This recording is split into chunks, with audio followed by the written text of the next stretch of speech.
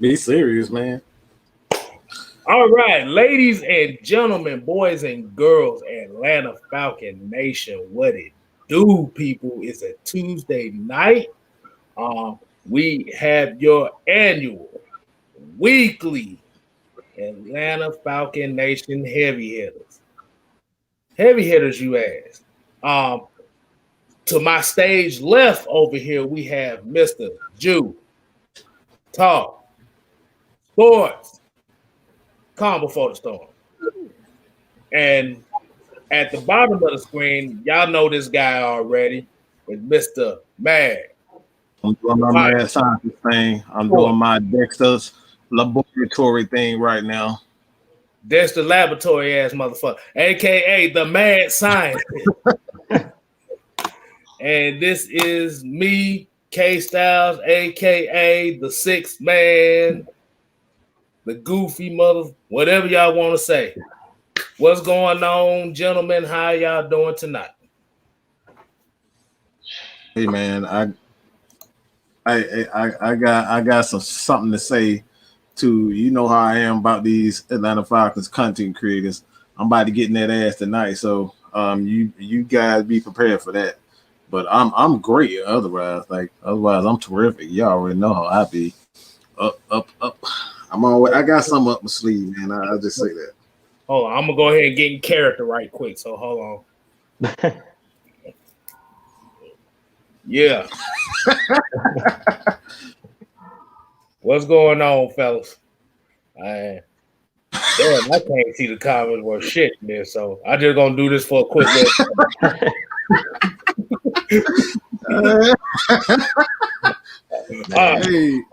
But before we get to the first topic, I'm gonna go ahead and give shout outs to the people already in here. We have Mr.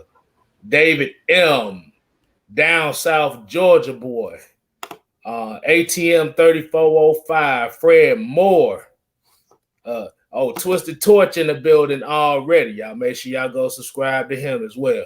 That's AFN family right there. Prince Ward, Tavon Watkins, Keyshawn Vlad, J-Rock. Make sure y'all subscribe to the Twitch because he got some games for y'all too. So we got what we got planned for later on tonight. Hey man, let's just go in these keys. This is the last one. It's going to be extremely short, to be honest. I don't think it'll be much different, but man, this is the last one. Last one, man. So we gotta come out of this bitch with a bang, if you ask me, man. That's why I said I got something. I got something for the ass tonight. Well, you dad in the building. What's going on, OG? Not in a good mood. I'm just gonna tell you that. I'm in a good mood, but I'm not in a good mood when it comes to these stupid Ryan haters, man. I ain't got time for that weak crap no more. Anymore. You got me talking really. Y'all got me talking like a down South Georgia boy for real. How about that? Don't bring the Pastor Troy out in that motherfucking boy.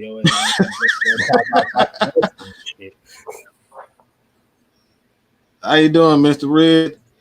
Mr. Red in the building. Exactly. So you say we're gonna go ahead and get into the three keys for the night. Just get to them keys, man. Get to them keys. That's it. Three keys. Oh, I just want to make sure I put the right one down. Don't look. I'm about to say don't mind the notification. I didn't get it set right. So, all right. So, we got the three keys to the Falcons versus Bucs Part 2. I'm gonna go ahead and I'm gonna start with Mr. Jew Talk Sports. What you got for me, homie? My first key to victory. We haven't done it all season, and I'm gonna just start with finish. We have to work on finishing these games. Forget 60 minutes. What's the last quarter? 15 minutes? Can we just finish a game this season? Just close the deal. Whatever we got to do, whoever's up, whether it's Younghoe Koo kicking a game-winning field goal, kicking to go into overtime, whatever the case may be, a game-winning interception, catching the touchdown, running the touchdown in. Hey, look, I don't care how we get it done. At this point, this is the last game of the season. We 4-11. Hey, at this point, I said we were gonna go 11-5. It's looking more like 5-11, or maybe 4-12. So at this point, my first key to victory is this: look, finish. Let's finish, guys. Like we've been saying, 60 minutes. My boy KStlyz, 60 minutes, and we all know that we the 3.5s or whatever y'all want to call it, 3 and 1/4, whatever.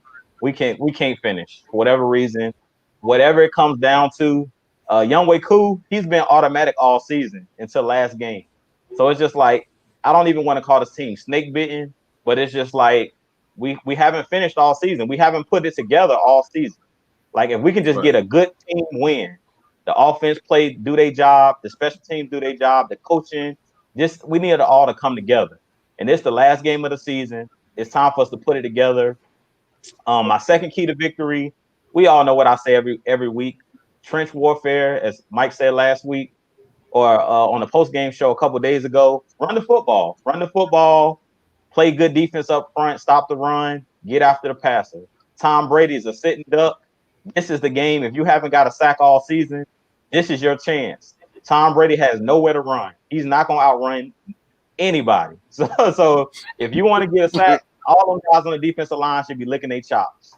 John Kaminsky, all of those guys. Steven Means, this is your last chance. If Marlon Davidson happens to play, these guys should be licking their chops because this is the game. Dante Fowler, everybody's been on this case. This is the game right here where you can have 2-3 sacks because Tom Brady, they want to throw the ball down the field. That's just how Bruce Arians and his offense works. They want to stretch the field. So that makes Tom Brady hold the football. So if I'm those guys up front, I'm licking my chops. And I'm saying, get after the quarterback on the offensive side of the ball, run the ball, be physical. We talk about it. Don't allow that defensive line of the Buccaneers to pin their ears back. Because we've seen last game, when it came down to that last drive, when they knew we didn't have any timeout, they were able to pin their ears back, and it was pretty much a wrap. Matt Ryan couldn't really do anything because they were sending that house. They were sending the blitz. And when they start sending those linebackers, we know they got fast linebackers just like the Falcons. Devin White, you don't want those guys coming downhill. Devin White and I forget the other kid's name, but the other linebacker that they have. But both of those guys are really fast guys, and they're going to come downhill. So in this game, run the ball, physical on defense, get after Tom Brady, play tight man-to-man coverage. I don't want to see a lot of zone in this game because we've seen what Tom Brady does to zone. He will dice that zone up. So let's play some press. Let's send some zone blitzes because it actually worked against Tom Brady the first time. Don't show where the coverage, the blitz is coming from. You can't show Tom Brady your hand. If you show your hand in this game, it's a wrap because Tom Brady knows where his hot read is. So in this game, you have to send different blitzes. Send Keanu Neal. Send Sherrod Neesman. Send guys that he's not expecting. Send Isaiah Oliver on the blitz. Like, don't just blitz the linebackers because he's going to be expecting those guys coming in. So drop some guys in the coverage. Last game, we've seen Jacob Tuioti-Mariner almost had a pick. Dropped back in the coverage unexpectedly, and he just dropped it. But, I mean, it was opportunities last game for guys to have interceptions. Jacob Tuioti-Mariner dropped one. AJ Terrell dropped one. AJ. Boy, Littleton held on to his. So it's going to be opportunities in this game because they play that no risk it, no biscuit type of offense where they're going to put the ball in the air. That was one of the main reasons why Jameis Winston threw so many picks last year because Byron Leftwich and Bruce Arians believe in stretching the field. So let those guys pin their ears back on our defense. And then my last key to victory is just coach this game smart. If you get in field goal range, kick the field goal. Don't do anything dumb. You know how Raheem Morris and those guys get. They get cocky saying, we're trying to play aggressive. Don't be stupid. If you got the field position, kick the field goal. If you're not, you don't got the field position, punt the ball. Like, it's simple football. Don't do anything out of the ordinary. Now, as far as, like, on the offensive side, this is for Dirk Cutter that doesn't know how to set up plays. You better call every play you got on that play sheet. I don't care what it is, a reverse pass, whatever you got on that play sheet, this is your last game because we all know that he's auditioning for other jobs. So at this point, hey, it's all out. Whatever you got on that play sheet, whatever trick plays you've been holding all season, because we seen last game, all of a sudden he got creative. We seen a shuffle pass to Hayden Hurst. We've seen some creativity that we hadn't seen all season. So I don't know if he has anything else left in his, in that trickery, any trickery left. But whatever trick plays you got that we haven't seen all season, whether it's Russell Gage doing some of that wildcat stuff that we've seen, whether it's even allowing Todd Gurley, like we've seen early in the season, Todd Gurley back there taking snaps at the wildcat. Let's see some of that. Put Ito Smith, put Brian Hill back there in the wildcat and do some of those things. So let's give them some unscouted looks. Because the Buccaneers, they know what to look for in this game. They've seen the tape of, on our receivers. We know that we're running the same exact routes all season long. We know that Calvin Ridley's going to do what he does. We know that Matt Ryan's going to do what he does because they do it every single week. Matt Ryan will probably throw for over 300 yards, 2-3 touchdowns. Calvin Ridley will have over 100 yards receiving again. He's done that 4 weeks in a row. So, at this point, we know it's the usual suspects. At this point, we just got guys that's out there auditioning. And at that point, I'll go ahead and kick it back to you guys. I know I probably covered everything. They get a different perspective from each guy. So, hey, you good, you. All right, Mike, what you got?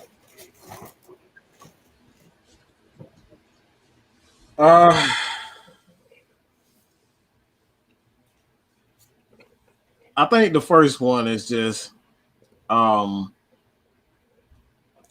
give one person opportunity. Just give one person the opportunity. We've seen this over and over again where you have a hot guy and all of a sudden we stop using him. Ito Smith was running well. So why do we just take him out of the game? He was out of the game for a good 5 to 6 minutes. He didn't play. We just went away from him. Just stop using him. What's the point of doing stuff like that? All right, that tells me that the coaches are more concerned about their job and how they look as a play caller, as a coach, than the actual players. That's incredibly concerning for me. So I want the first one. If the running back, whoever the running back, if Brian Hill is in a rhythm, give him the damn ball. Just give him the ball. You don't take the ball out of LeBron James if he's got 20 points in the first quarter. Why the hell would we take the ball out of Ito Smith's hand? You know what I'm saying? You don't do that to Steph Curry. If Steph Curry is hitting hot, if he's hitting damn half-court shots, you don't take the ball out of his hand. So why are we doing stupid crap like that? It's just coaching. Like, give the hot guy the ball. I don't give a damn if it's Christian Blake. If Christian Blake is playing, if he's balling, keep feeding. You know what I'm saying? Let's do the spoon, bro. Boom. Keep on eating. Let's keep eating. What are we doing as coaches? You feed the hot guy. So the first one for me is feed the hot guy. I don't give a damn who it is. If it's Caleb McGarry, if he's out there in the damn slot catching passes, throw it to Caleb McGarry. You feel me? Give it to the hot guy. Stop being idiots. Coaches are complete idiots. Second one. Okay? Second one.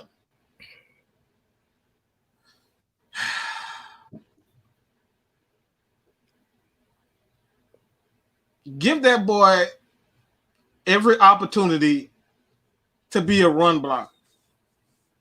Who am I talking about? Who am I referring to? We already know for a fact that Alex Mack may not be back.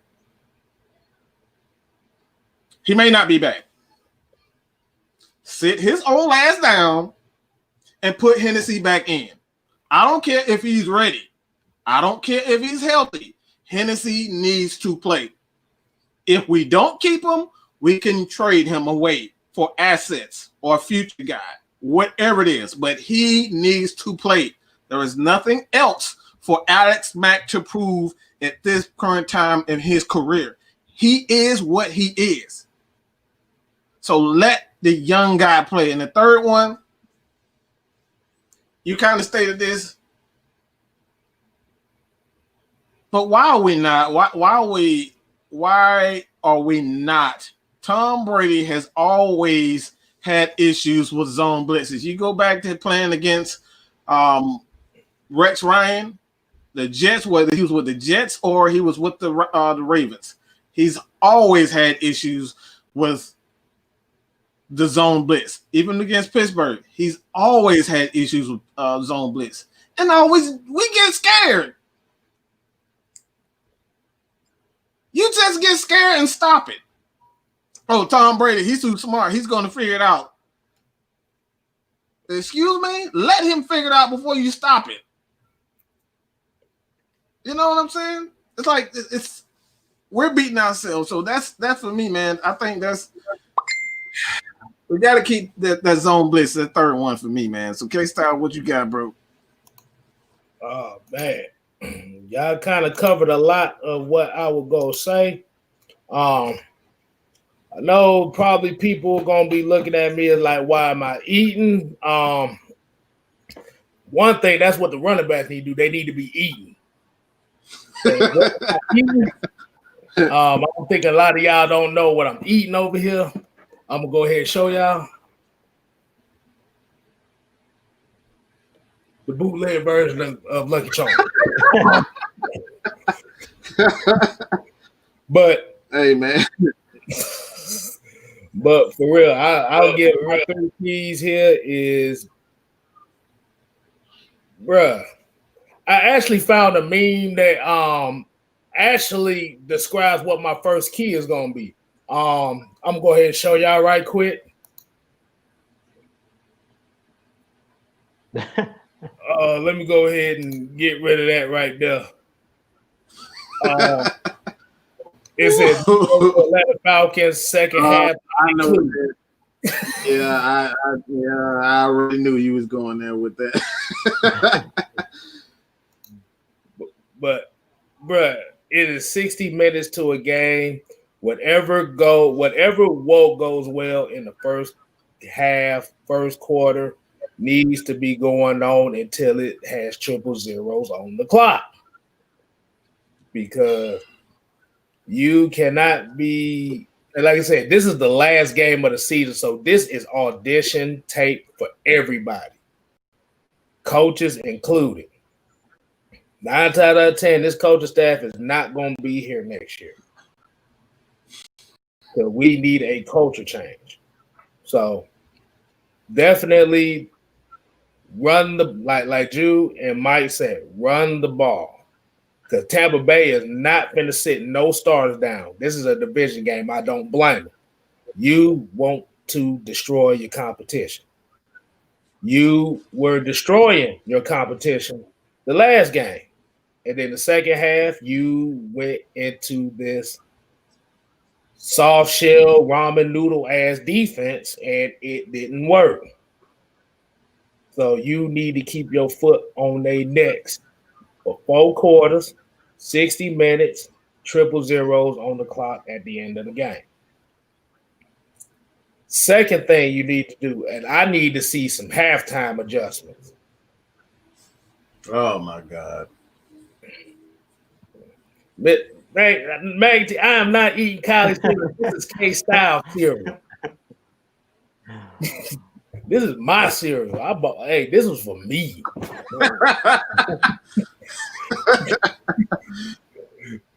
But yeah, like I said, Tampa Bay is gonna come out blitzing because they saw that's what worked in the second half against us the last game. So we got to get the ball out of Matt Ryan's hand as soon as possible, which means that's a good swing passes, screen passes, tight ends must be involved in this game. I don't need to be seeing you coming out the gate trying to throw 15-yard hook routes to wide receivers that can't get open. Because you have to remember, we do not have wide receivers that can really be possession types. As much as I love Calvin Ridley's weakness is he doesn't catch passes inside the numbers. So we must get the ball out fast, quick, and in a hurry. Get the ball out of his hands so he don't have to get blasted every damn play. And my third key, and this is going to go to Raheem Morris, do not challenge. Do not challenge plays that are obviously going to fail. It's been too many times that you done took over that your ass done made challenges on plays that were so obvious were going to fail that it cost us timeouts in games. I don't need to see you challenging a first down and this guy's already 3 yards past the first down line. I don't need to see that. So, yeah, so that goes into coaching has to be smarter. They have to adjust. And like I said, it's not like you and Mike where my stuff is kind of in depth, but hey, that's going to be my 3 keys. I'm just getting straight to the point. Straight to the point. You good, KStlyz. This coaching staff needs simple because we remedial. Our coaching staff is slow, so we need to be as basic as possible. At this point, we don't need to break nothing down, dog. We don't need to break nothing down. They slow, so we gotta break it down to the minute. We gotta keep it simple, dog. Hey man, I got to get into this. I'm just going to get into this because this is just highly disrespectful, man. I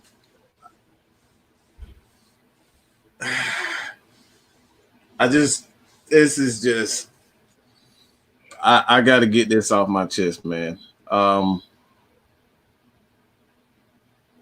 don't like this for a number of reasons. I don't want to give that coward any type of, shine because, I said I was going to change and I'm gonna just leave it like that. But to call another man who plays football, a man that has kids, a man that has done nothing for this organization besides give his absolute all.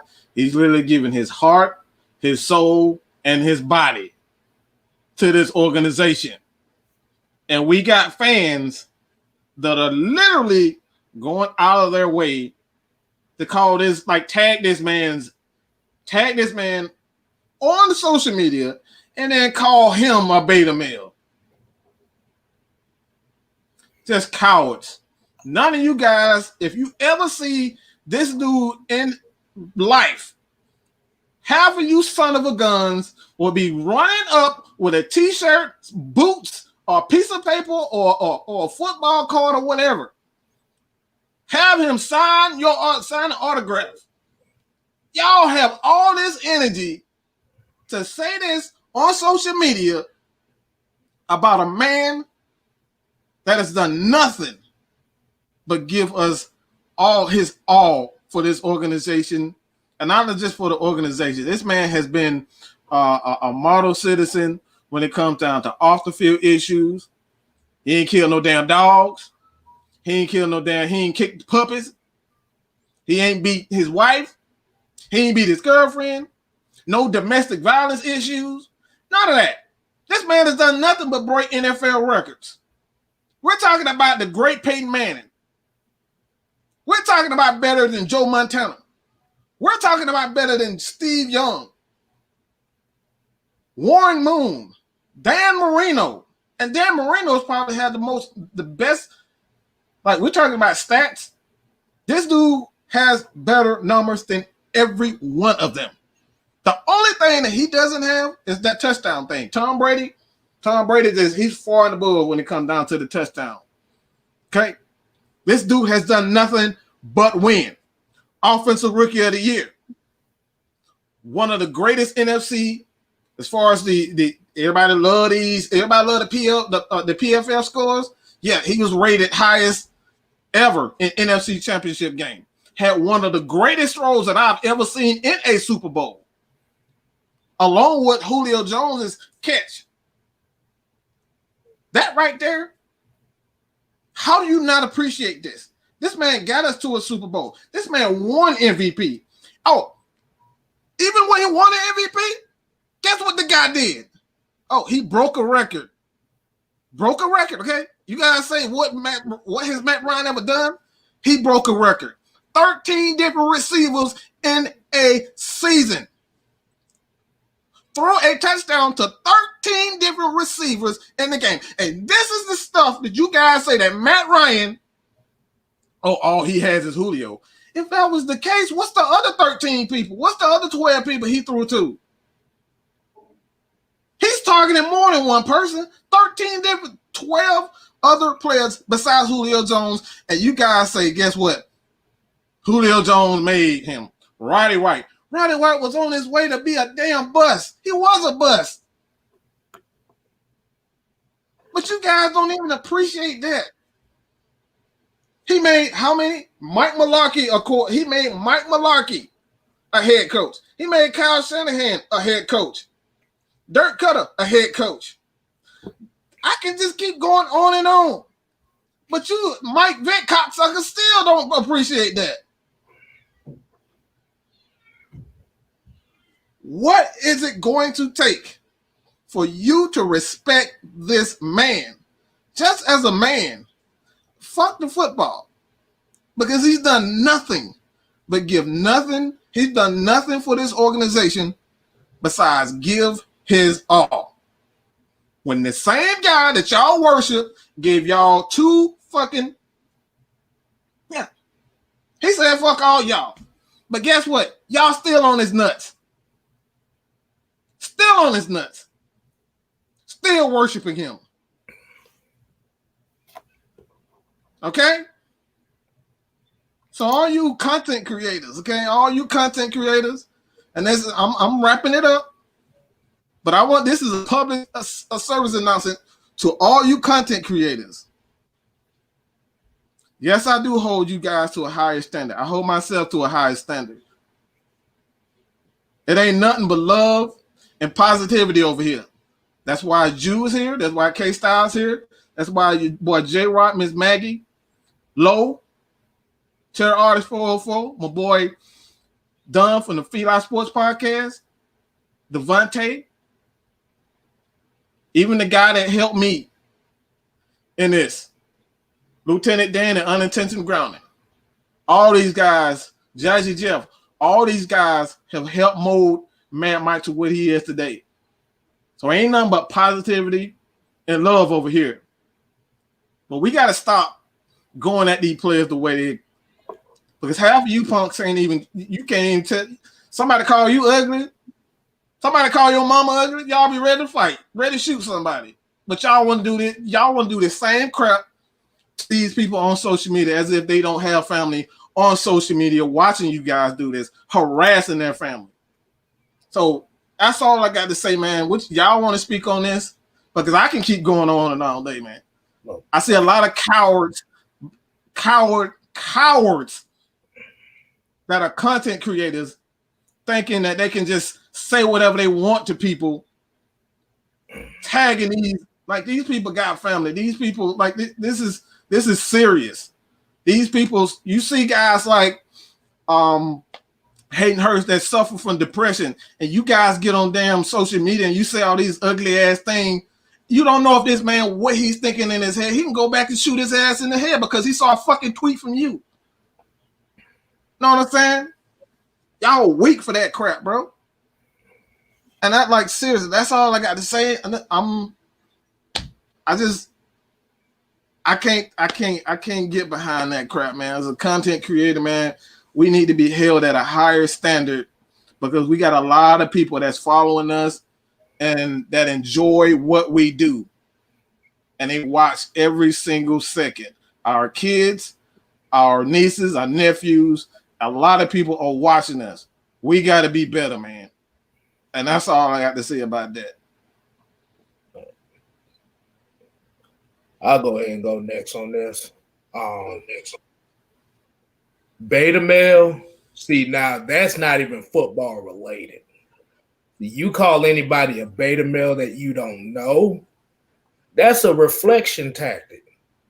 See, you can't really call a football player a beta male because this game right here takes a toll physically and mentally.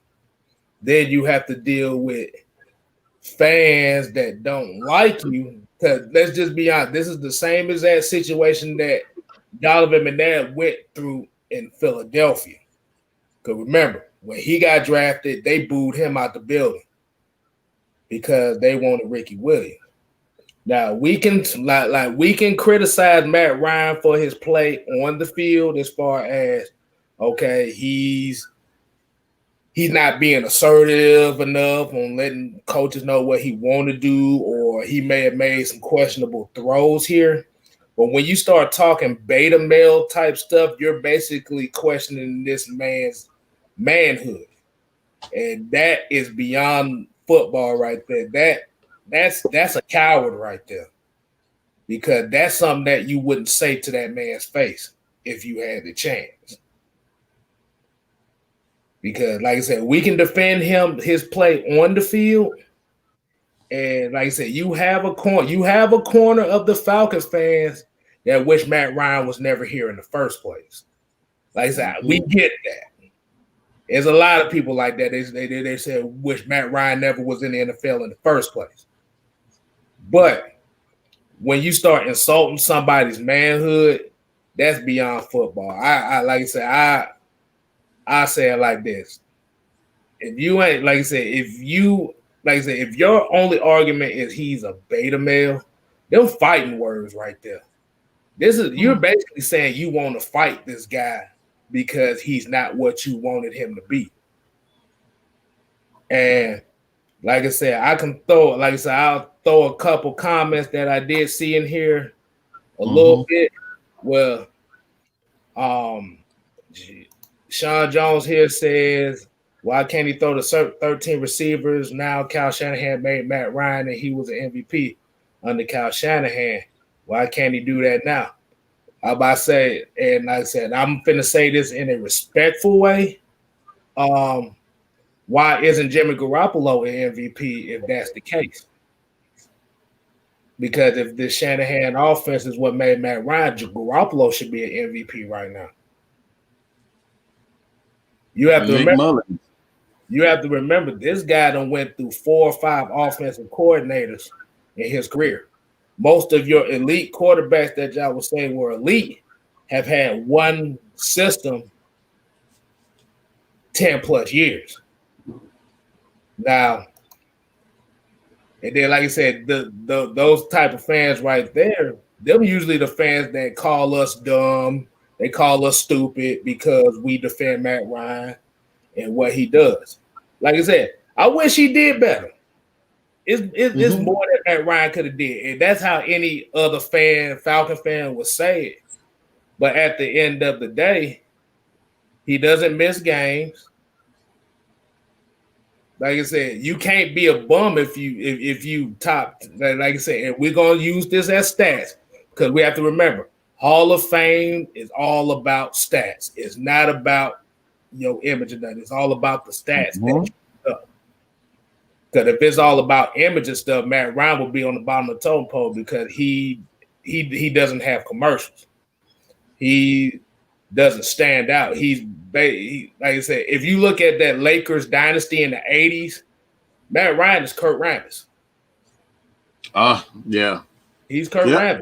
Like I said, Kurt Rambis, didn't nobody give a fuck about Kurt Rambis. But Magic Johnson told you in the interview, if it wasn't for Kurt Rambis, this team wouldn't be what it was now. This team wouldn't be without the championships because that's the lunch pail guy. So my thing is, okay, yeah, Lakers won championships, bro, but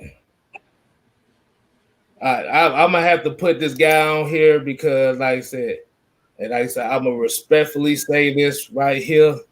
Like I said, just say you hate Matt Ryan's guts because like I said, Mike, and like I said, I know you haven't really saw the chat like that, but this dude really has a problem with you. I would just be real with you. Hey man, Mike, before you get him, I don't even know who got a problem with me. What's his name? What's his name? But at the end of the day, like I said, the type of fans like this are the type of fans that set a bad example for guys that might want to play. That like I said, that like when it comes to free, you have to remember free agency. A lot of these players look at the fan base too. That's one aspect nobody really talks about. They look at fan bases. But the thing about it is you set a bad example. Like I said, you might, like I said, with this fan base, I'm surprised anybody want to play in Atlanta because of this. Because you have guys that have been loyal to it. Like I said, you may say, okay, he hasn't won as much as you want him to win.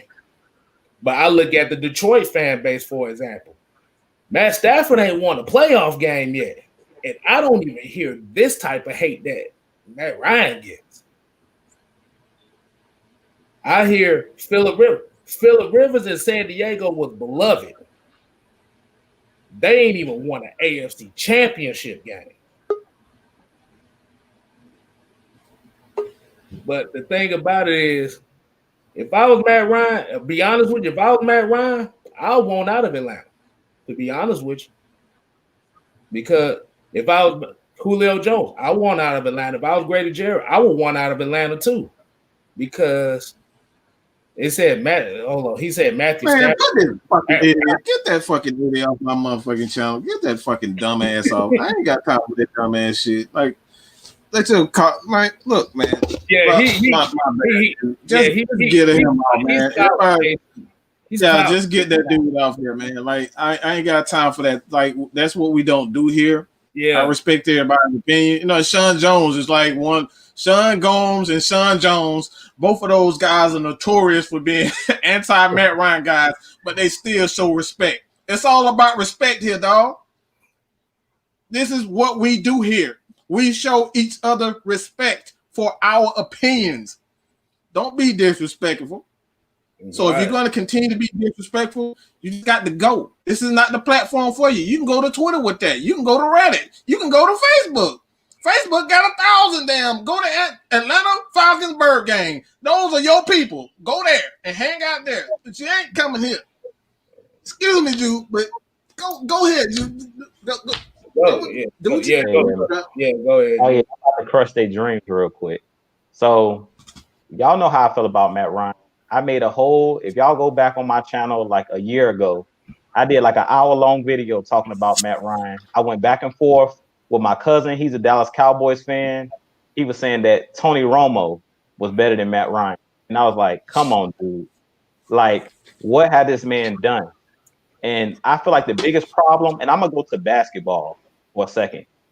I think the biggest problem with Matt Ryan haters, the first thing they'll say is, well, Matt Ryan doesn't have a ring.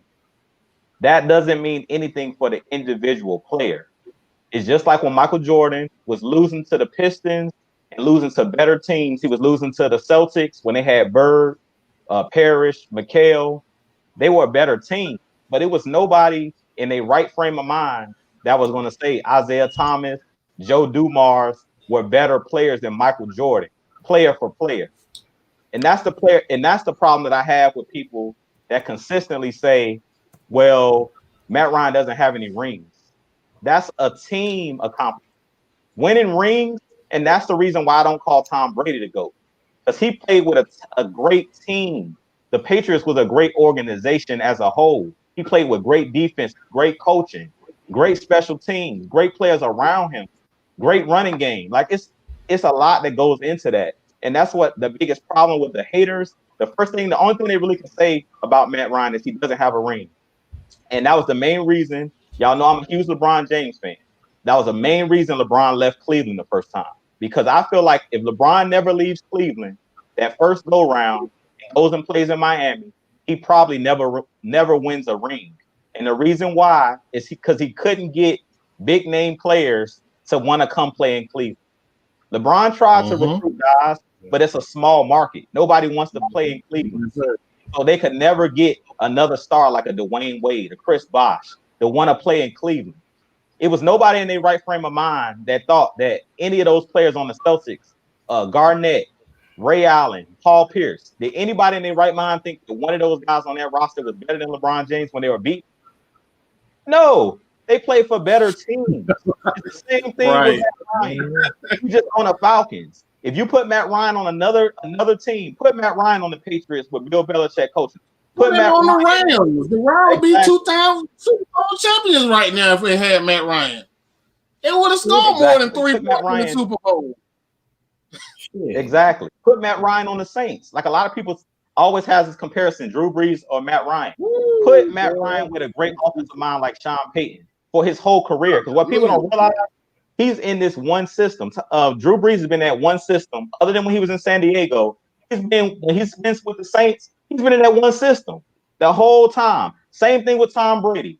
He was in that one system in New England. He didn't have 4 and 5 different offensive coordinators. Coaching matters, and that's why we talk about this on this channel. Another thing, and I don't know if KStlyz can find it for me real quick, because I know he likes pulling up stats. I went and looked up Matt Ryan's stats for his career. And one of the things that's alarming to me, go look at how many times Matt Ryan has been sacked the last 3 years. As you get older, we should be protecting Matt Ryan. He's been sacked more in the later half of his career. He's been sacked 40 plus times the last 3 years.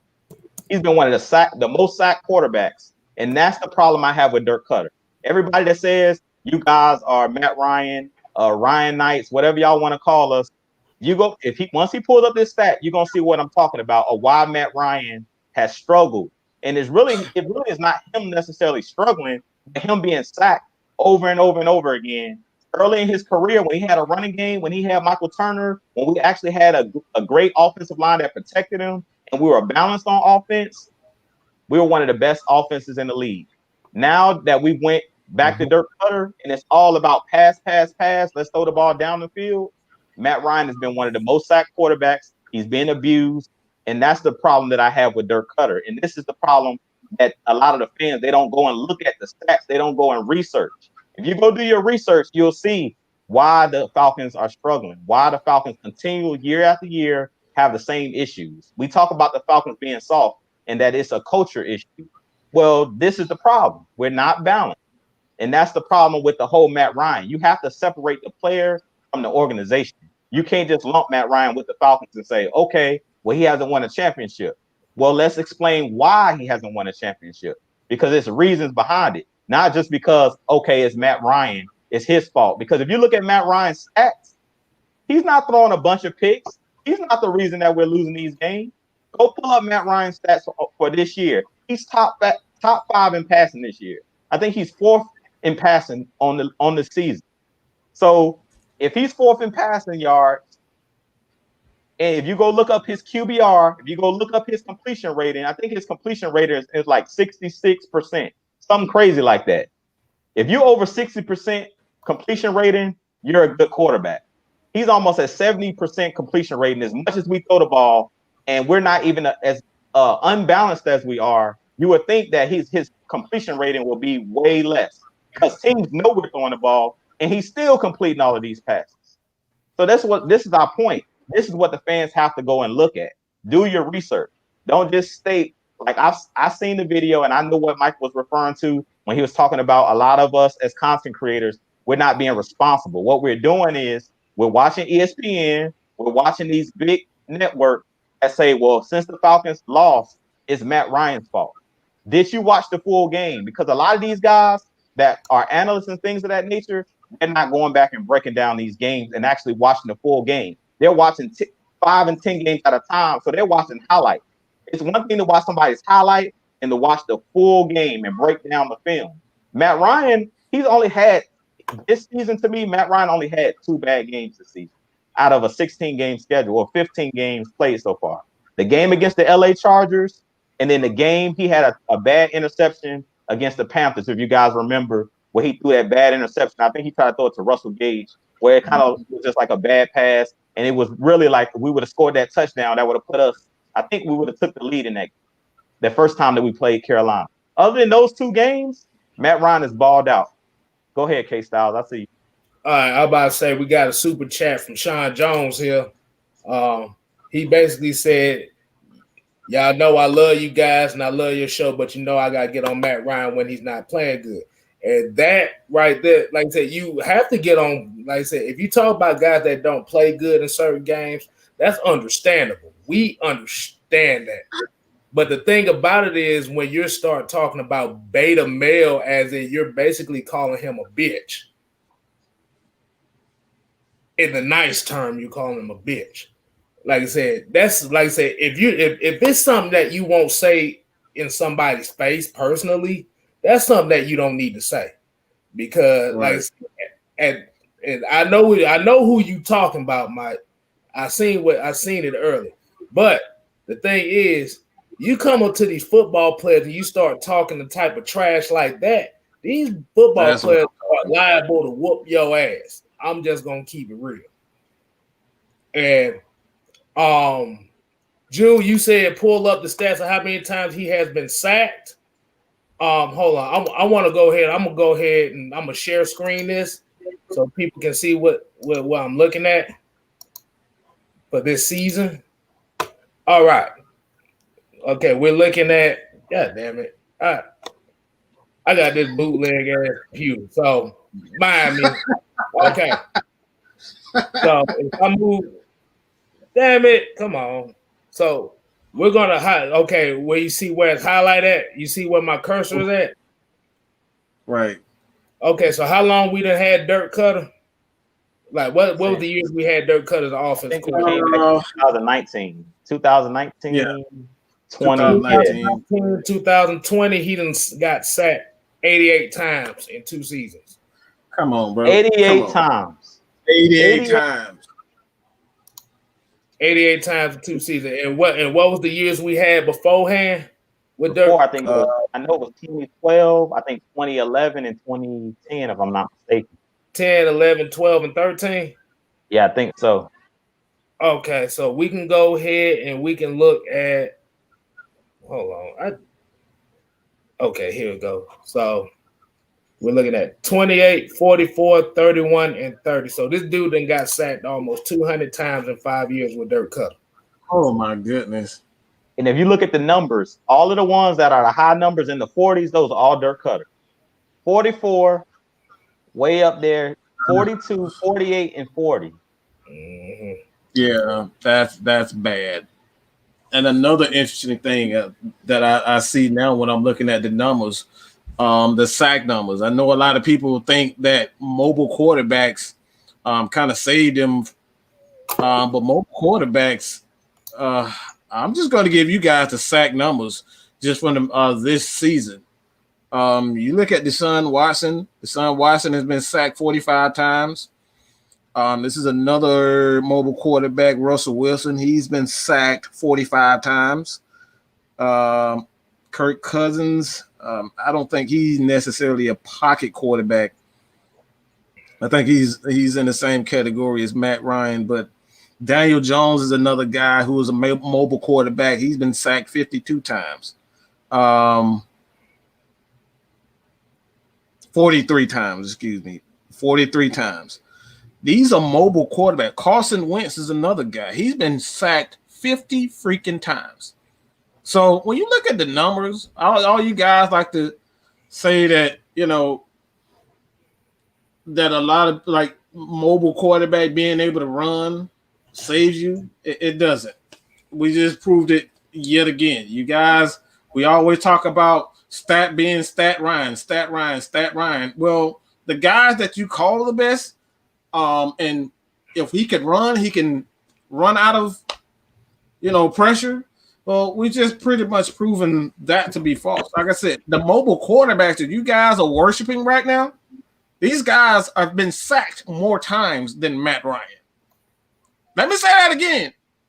The mobile quarterbacks that you guys worship, Russell Wilson, everybody loves Deshaun Watson, Russell Wilson, Carson Wentz, who's a mobile quarterback himself, they have been sacked more times than Matt Ryan. So what does that tell you? What did that tell you, Jude? I always say, I've been saying it. We've been saying it on our channel. All the three of us been saying it. Like, it's the play calling. If you go and if you pull those numbers back up when Kyle Shanahan was here, even when early on when Mike Marlarkin was here, we were balanced. Like, I think that first season, they said he was only sacked 17 times his rookie season. It's a huge difference from 17 to 40 sacks, 48 sacks in a season. That's a huge difference. And what that tells me is we're not even attempting to run the football. It's not that we're not successful. We don't even try to run the football. That's what that tells me. And that's play calling. And Mike knows that I've been saying this all year long. I love me some Carson Wentz. I really feel like the problem in Philly is the same problem that we have here in Atlanta. Doug Peterson wants to throw the ball all over the yard. He doesn't want to use his running game. The year that they won, if you pull up Carson Wentz's numbers in 2017, the Eagles were the number one rushing team in the league when they won the Super Bowl. The number one rushing team. That's the reason why they were able to win the Super Bowl, because they were physical. They literally beat us with Nick Foles doing RPOs the whole game and running the ball. Jay Ajayi, LeGarrette Blount, they basically just out-physicaled us and out-physicaled everybody. They went and beat the New England Patriots and dropped, 40-something points in the Super Bowl running RPOs and running the football. That shows you. If you're the more physical team, they roughed Tom Brady up, got after him in the trenches, and they ran the football. And they won a Super Bowl doing just that. So the Falcons need to look at that blueprint and do the same exact thing. Like I said, it's just these offensive coordinators are just super cocky. They want to do it their way, and that's why we're struggling. That's point blank in the period. And I'm gonna continue to defend Matt Ryan to the ends of the earth, because we can see just by the numbers. When we just pulled up the numbers don't lie. The numbers show it. When you're sacked 40-something times since Dirk Cutter's been back here, that's play calling. That has nothing to do with Matt Ryan holding on to the ball too long.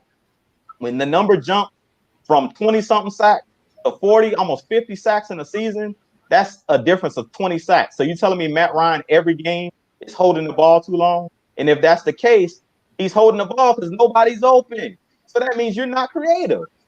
That's what that means. That's not Matt Ryan. He's holding on to the ball because what y'all gonna do? If he throw an interception, then what they gonna say, Mike? Matt Ryan sucks. He's throwing the ball in the double coverage. Well, nobody's open. We clearly pulled up. I've seen on Twitter where they pulled up that one play when those two wide receivers were out there running. It was nobody open. Matt Ryan sitting there holding the ball, and they're like, well, he could have ran 10 yards. That's besides the point. The point is, y'all say Matt Ryan's holding on to the ball. It's nobody open. Like, where's he going to throw the football? You can't throw the ball away every single play. So I don't know what they want Matt Ryan to do, really. I don't know what they want from Matt Ryan at this point. I don't know what they want. I mean, we've given them the numbers. We've given them the stats. We've given them the facts. I think we need to do a whole film session on Friday night when Big Low do it, where he can just break down, just showing plays where nobody's open.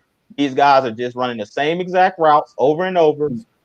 Nobody's open. Yeah, we're definitely going to. I'm as a matter of fact, I'm thinking about doing a film breakdown with that. But I've done a video with Dirk Cutter's breakdown. If you guys want to check that out, I would definitely put that in his route concepts. I would put that video in the community tab. So you guys, look, everything that we're saying right now, we actually back up with the facts and the film. This is why you guys need to tune in to Coach Lowe on Friday.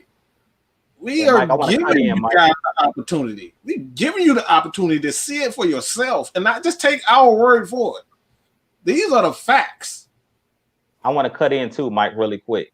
When we do our breakdown, if you end up doing a film study, what I would like Coach Lowe to do, if he can get some clips from Shanahan in 2016 and then Dirk Cutter, so they can see the difference. Because I think the biggest problem with these fans, they're not seeing the difference. You know what I'm saying? They're not seeing the difference on film. But if you could show them on film the difference, the creativity, then they will probably be able to see, okay, what we're talking about, guys running wide open.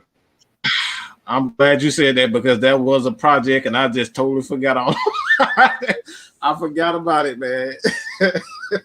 I forgot about that project. I'm going to write that down, and I'm definitely getting on that. We're going to make sure he gets that, as well as you got some questions. They got some questions in that KStlyz? Comments, some questions or comments you want to kind of speak on? This is Q&A session. I see a couple of them here. Let's see what this was said. It said when Shanny, well, okay, Reggie C2K said when Shanny was here, he got the ball out of his hand more quicker. But that's what that offense is determined to get that ball out the quarterback's hand quick. That's that's what the West Coast offense is about. It's about getting the ball out the quarterback's hand in less than 3 seconds. See, the thing is, I think what a lot of people don't really see is this dirt cutter offense is really kind of like a deep passing offense. Yeah. What we always said Matt Ryan's strength was the play action game and the short passing game. Yeah, short intermediate route. That's what he's always been. He's never been he's had a okay arm. He can throw the ball deep, but that's not his strength. Yeah. So, like I said, that's what we're talking about as far as you having two different philosophies as far as quarterback and offensive coordinator that does not fit well. See, like I said, and I'm a name quarterbacks that you may that you'll say, well, at least they won Super Bowls. If you look at Drew Brees' game is quick passes, let the wide receivers do their job. Tom Brady's been doing that for 20 years. 20 years. Now, Aaron Rodgers is kind of a rare breed because he takes shots like a mud. But he's in the West Coast offense. He's in the West Coast offense, and his arm does the deep throwing. Yeah. But like I said, we can all agree right here at us as the heavy hitters to say Matt Ryan could be a little better. That I'm just saying as far as a quarterback in general. We can say he could be better, but you have to have the right system for him to be better. See, Kyle Shanahan's system is friendly to any quarterback. Exactly.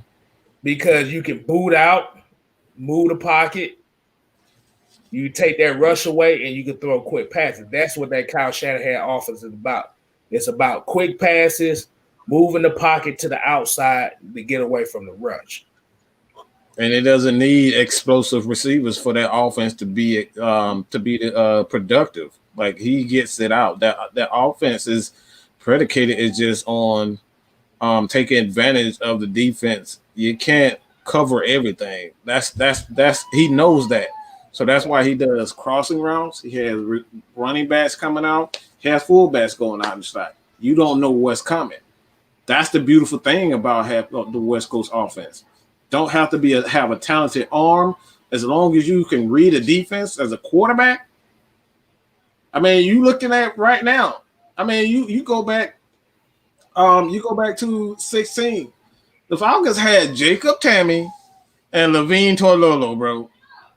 We're talking about Jacob Tamme and Levine Toilolo. Let me say that again. Jacob Tamme and Levine Toilolo. None of those guys couldn't run a 4.8. Okay? Their guys were slow as dirt. And yet he got production out of them. It's all about getting the ball out of the quarterback's hands so he doesn't take unnecessary hits. That's the issue. It's all scheme, bro. You can't win without the proper scheme and protecting your players. But here's a comment that I want y'all to kind of tackle. I'm going to tackle it first. Dwayne Ware says, Dirk is not telling Ryan to hold on the ball that long. That's on Ryan. See, here's why I'm gonna have to disagree, and I'm gonna respectfully disagree with you on this one. Is because if you actually look at the routes that are ran for some of these plays, you can't get in it. Like I said, if he got rid of it in the way that he was that y'all think he'll get rid of it, it'll be damn near intentional ground in every play. Because you have to admit, like I said, I understand that everybody kind of wants that mobile quarterback that can run and get yardage on a dime. But the one thing about those quarterbacks are susceptible to getting hurt quicker. Exactly. These defenders looking at these quarterbacks running, they're going to want to tear his head off. Why do you think Russell Wilson stopped running like that? We ain't heard about Lamar Jackson running as often as he did last year. Exactly. So, like I said, you can have a mobile quarterback. Like I said, if you have a quarterback that can get yardage when it's necessary, but you have to remember this is a pocket quarterback, so we can't expect a pocket quarterback to be a running quarterback because You got to think about it. As a quarterback, you have to get rid of the ball in less than 3 seconds. Once that 3-second clock is up, it's all games here. And if you ain't got no receiver that's open in them 3 seconds, but you kind of have what I call a mush rush, especially with these D ends and these D tackles, that's going to kind of hold Matt Ryan in that pocket like that. He can't really get rid of it like he wants to, because he either gonna get intercepted or he's going to get an intentional grounding. And that you're talking about 5 yards and a loss of down. So would you rather? So, and if he takes sacks, that's too much. That's going to be a pounding on him. So the thing is, you either going to get an intentional grounding, lose a down, throw an interception, or get sacked. Now, if it was one of these offenses that where they move the pocket to the outside, like the Shanahan offense, then that they have a little bit more to work with. But if this is more of like because this is a deep shot offense.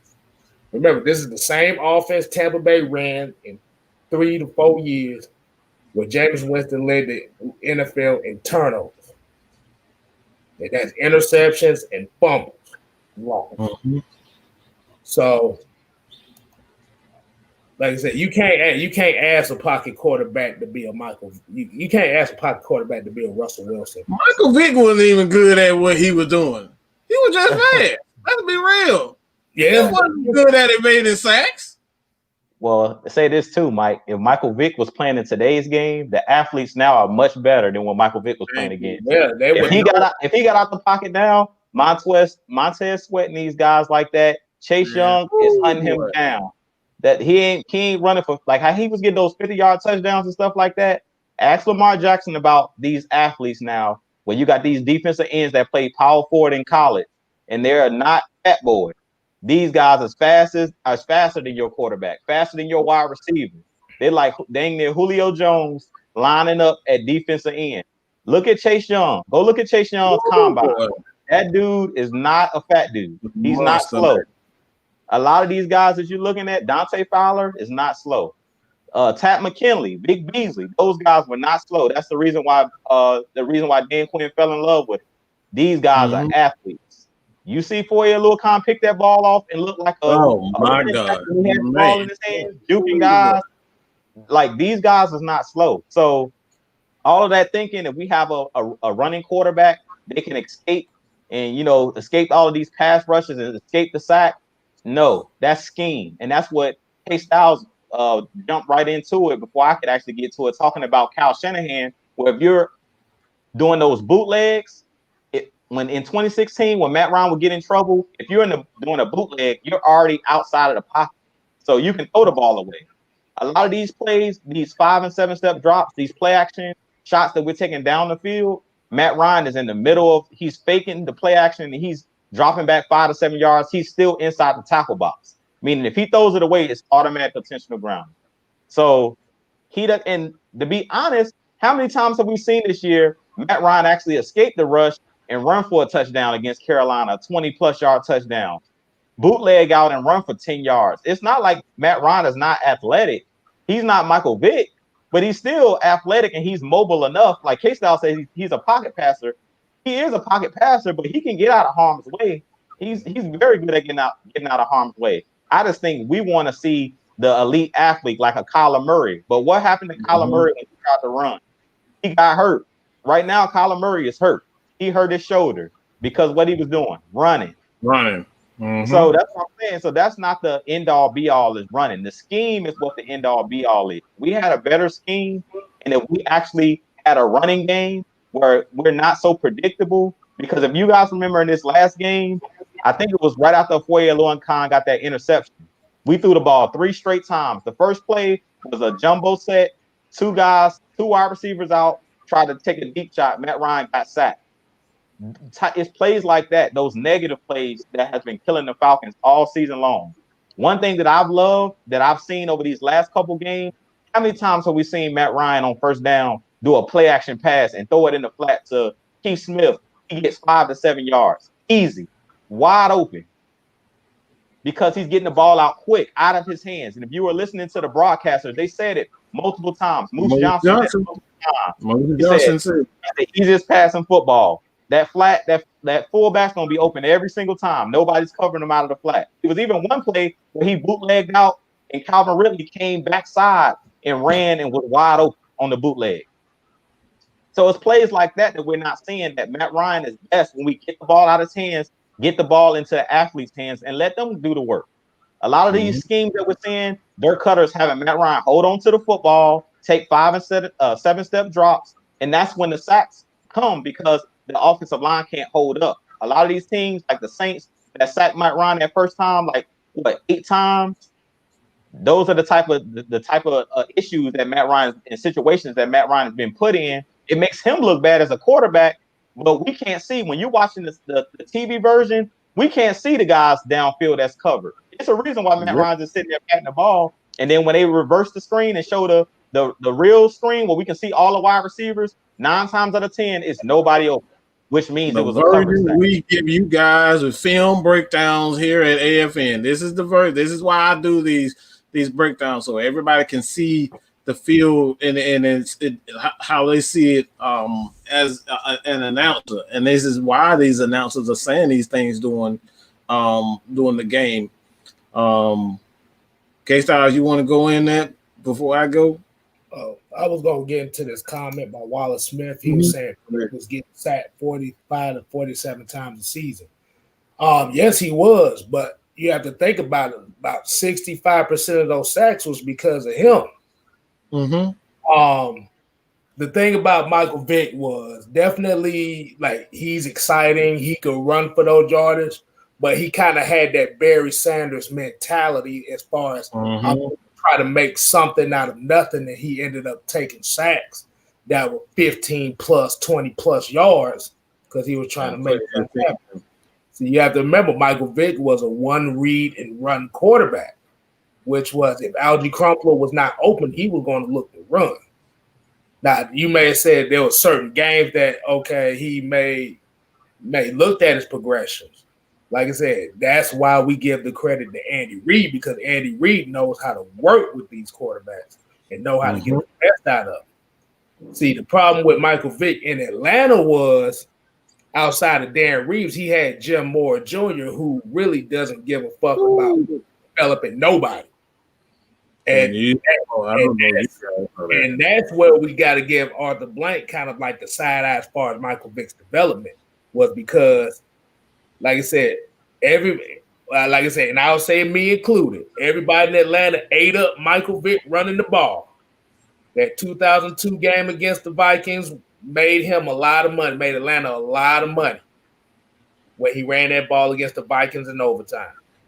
So when they saw Michael Vick running, that was like a cash cow right there. So Darren Reeves wanted more out of him, so they fired Darren Reeves and brought Jim Moore Jr. because Jim Moore Jr. was just going to tell Michael Vick, "Hey, do what the fuck you want to do. You can run it. I don't care. You ain't got to know the playbook. If you don't see it, just run."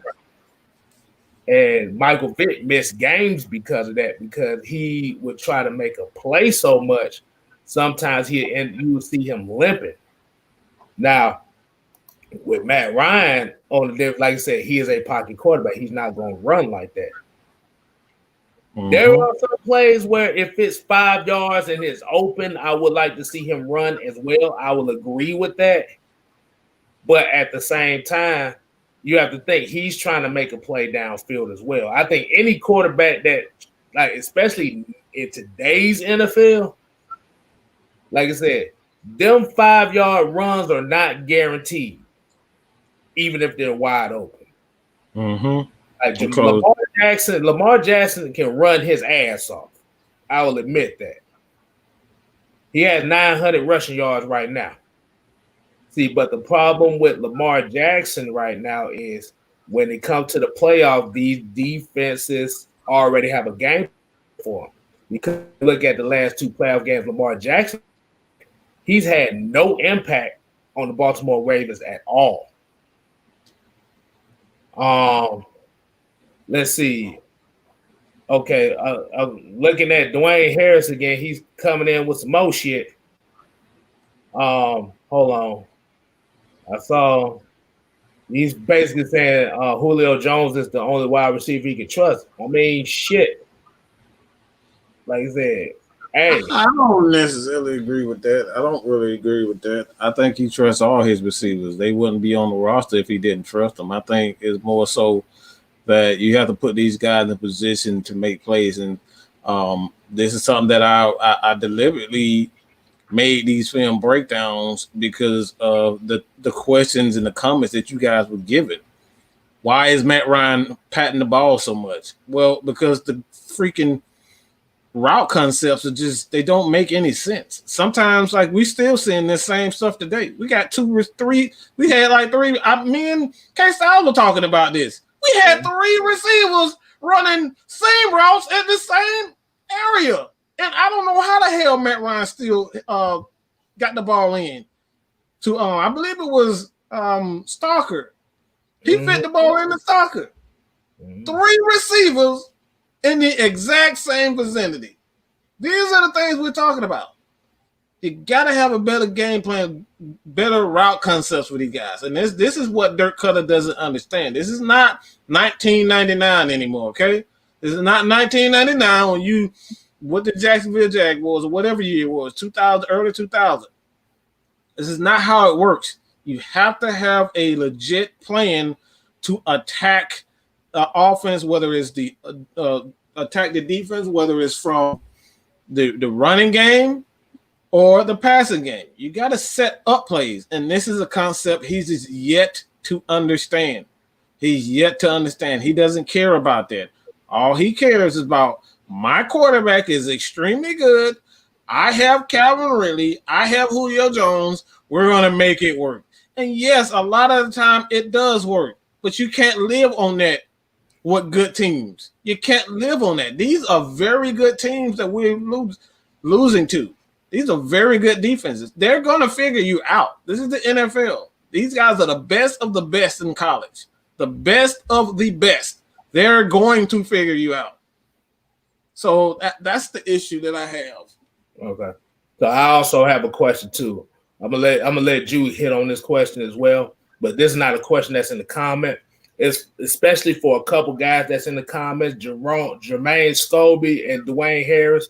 Like I said, I understand y'all are Saints fans, and I'm gonna be honest with you.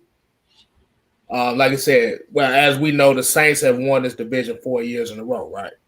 Am I correct? Yeah. Yes, sir. Okay. So, what was the changing point for the Saints to win this division 4 years in a row? Boom, boom, defense, defense, defense, and a running game. There you go. That's what we're talking about.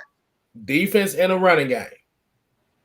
Like I said, once the Saints made that cultural change that we're going to be physical, and we're not going to, like I said, Drew Brees going to throw for his yard, but we're not going to rely solely on him to throw 50 times a game. That's when the Saints have dominated this division. That's how Carolina was when they dominated the division in the early 2010s. 3 in a row, 3 championships, NFC championships, South championships. Yeah. So like I said, we can talk about we need a new quarterback, or we need to draft a new quarterback, get rid of Matt Ryan. His era is over. But the thing is, if your team, like I said, the culture of a team changes when you change the trenches and the defense. Am I right? I just want to make sure I'm right. Yeah, you're correct. I know some of these folks think we dumb as hell as far as talking football. I just want to make sure I'm right.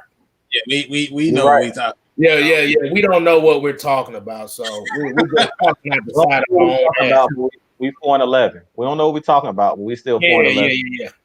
Woo! Okay. But yeah, like I said, that's why I said I give the Saints the credit when they changed the culture from a finesse offensive team where Drew Brees was throwing the ball 5,000 yards a season and went to more of a defensive style. Started getting running backs that complement each other. Made that. He passed the ball 5,000 yards 3 times in a row, and those guys went 7 and 9 3 times in a row. 7 and 9. Who it sound like? Who that 7-9 record sound like? Sound like the Atlanta Falcons the last 2 seasons. Okay. So Juice, so I want to get your take on kind of that hot topic right there.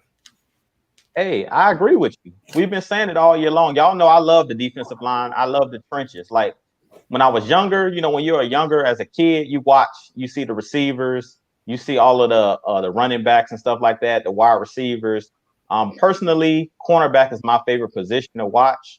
Prime time, Deion Sanders was my first favorite player and is my favorite player of all time in NFL history. So I always loved defensive backs. But as I got older, I started to pay attention to the trenches and started to pay attention to teams that won all the time. And I noticed that the teams that were physical, that had the defensive linemen, the Pittsburgh Steelers, with the Joey Porters back in the day, James Ferriers, the physical guys, the Casey Hamptons of the world, those guys back in the day. Even if you want to look at New England, the Vince Wilfork in the trenches, those teams won all the time. The Richard Seymours, like those guys were the teams that won consistently in the trenches. Even if you look at any team you want to look at that consistently wins, the Baltimore Ravens, the trenches is always right. On defense, they always have big guys in the trenches. They're always a physical team, no matter who's been their quarterback, no matter who's been their head coach. And that's the problem with Atlanta. Like, we need to be more physical. When, like you talked about it, in our division, Carolina, when they were dominating, they had Cam Newton, they had Jonathan Stewart running the football. What's the other kid they had? D'Angelo Williams running the football. Mike Tolbert running the football. Cam Newton running the football. And then they had the trenches was right. Front seven was right. Lou Kuechly, Davis as the other tandem linebacker. And then they had in the middle K1 Short, mucking up everything in the middle. Don't forget Starla Tualui. Yeah. Starla Tualui. But they had guys that, look, these guys are no-name players, but they were physical. They dominated. They almost went undefeated. If it weren't for us beating them in that last game, they went 15-1 their Super Bowl year. So that just shows you, like, the culture in Atlanta just has to change. I know we're an offensive team. We like to throw the ball down the field, and you can still be an offensive team. Because when I think about the Saints, to me, the Saints are still not a defensive team. Their identity, first thing you mentioned the Saints, you mentioned Drew Brees, Michael Thomas, and Alvin Kamara. Those are the first three players that come out of everybody's mouth. They don't mention nothing about Cam Jordan. That's not the first person out of it. They don't mention nothing about Onyemata. They don't mention nothing about DeMario Davis. I mean, they got some dogs on that defense now. Don't get me wrong, but their bread is still buttered on that offense. And it's the same thing for the Falcons. We don't have to be the 85 Bears, but what does Mike always say? What is his favorite line? We must get timely stops. A defense that gets timely stops can win a Super Bowl. The Kansas City Chiefs doesn't have a dominant defense. They didn't have a dominant defense last year, but they got timely stops, timely turnovers. In 2016, we didn't have a dominant defense. We got timely stops, timely turnovers, strip sack fumbles by Vic Beasley, interceptions by Robert Alford for touchdowns. It was just at the right time, at the right moment. And that's the problem with this Falcons team. We're not getting timely stops. We're not getting timely turnovers. Every time we have a chance at making a timely stop, what happens? AJ Terrell dropped interception. Younghoe Koo missed field goal. That's what wins games, and that's what loses games. And every time this season, we haven't made the plays down the stretch of games. And that's why I continue to say we don't need to destroy this team. We don't need to tear this roster up. There's nothing wrong with the roster. We need to add a couple of ancillary pieces to go along with what we currently have. Keep Matt Ryan, keep Julio Jones, keep Calvin Ridley, and add to the trenches. On the offensive line, the defensive line, and add a decent running back, and add an offensive coordinator that understands balance. If we do those things, we're right back in contention next season. And I want to hit this one up, too. The same guy said we hold Kansas City to the lowest point of the season. The offense can't score any points. That's one game. We got to look at the whole totality of the season. Not just one game. Not just one game. The totality of the season. So, yes, we hold Kansas City to its lowest point total ever in the lowest point total of the season. But what we always say, football is any given Sunday. Any given Sunday. Kansas City played bad. We didn't take advantage. At the end of the day, it's not just Matt Ryan. It's the whole team. It's the mentality. It's the mentality that has hurt this team all season by not finishing on plays and finishing plays at the end of the game. I just want to ask something real quick, KStlyz. How do you finish games? Because that's in the NFL. How does good teams finish games? Because that's another problem that will crush this whole debate about Matt Ryan. How do teams finish games? The good teams in the league. How do they finish off games? Finish you off. So basically, for what my take would be as far as the good teams, like I said, it's coming up with them turnovers when you need it. It's coming up with that key third down stop when you need it. Say it again. That key third down stop that you need. It's timely stops, taking advantage of turnovers.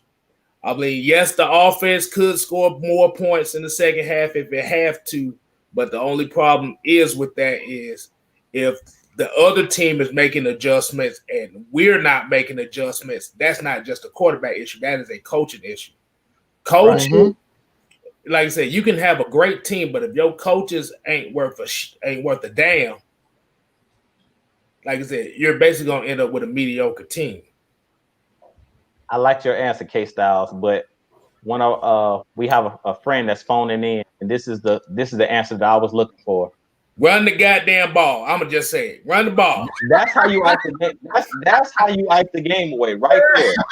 They're all this 404 just told you run the ball. Run the ball when they know you running it. Run the ball.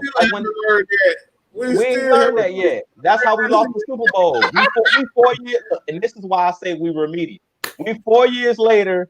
It's 2016. What cost us to lose that Super Bowl? We didn't run the ball. We're in 2020, and we still not running the football. The way that you ice games, you run the football, and then how do you go and finish them off? If it's on defense, you go and sack the quarterback. You go take the football away from him. That's the way that you win games, and that's why this Falcons team. Because what do we struggle at doing? What does this Falcons team struggle at doing?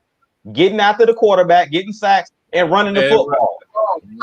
That's why we always lose. That's the reason we losing. So I don't want to hear about the Falcons had a 50-point lead, but we can't run the ball and we can't sack the quarterback. That don't matter because we ain't gonna be able to take the ball away from nobody. So that don't matter. Eventually, you're gonna drop a pass because that's been the problem. Matt Ryan's not perfect, and the wide receivers are not perfect. Calvin Ridley's gonna drop a football once in a while. Russell Gage is gonna drop a football once in a while. I haven't seen too many running backs fumble the football towards the end of the game. That's our problem. It's that simple. Get after the quarterback, run the football. That's gonna be my new keys to victory. We're gonna make a t-shirt out of it. Just say run the damn ball. Run the damn ball.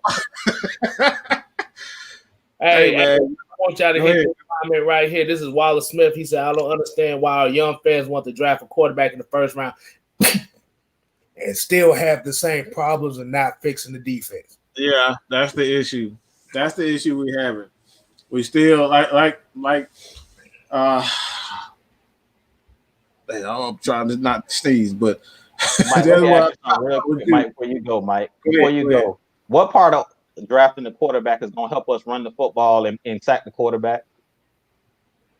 In some of their cases, the quarterback is going to be the running back, and the quarterback. Oh man! Well, the quarterback can run the ball. Yeah, but the quarterback can't get sacks neither. We done put a stat up that said that the Falcons have 28 sacks this season, and 16 of those was from the defensive line. We got 20-something sacks, and we done given up 40-something sacks. Yeah.